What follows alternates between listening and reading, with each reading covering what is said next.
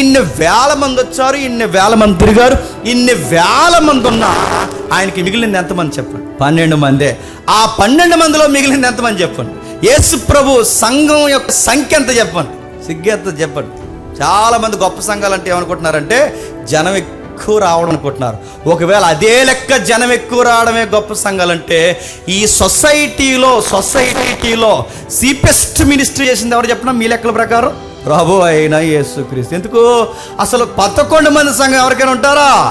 5,000 మంది వచ్చారు, 100 మంది వచ్చారు, 70 మంది వచ్చారు. మళ్ళీ చెప్తాను, వస్తారు, చాలా మంది వస్తారు. అందరూ నిలబడరు, కొందరే నిలబడతారు. ఆ నిలబడే వాళ్ళు నెంబర్స్లో ఉంటారు. అది మనకు అర్థం అవుతుంది.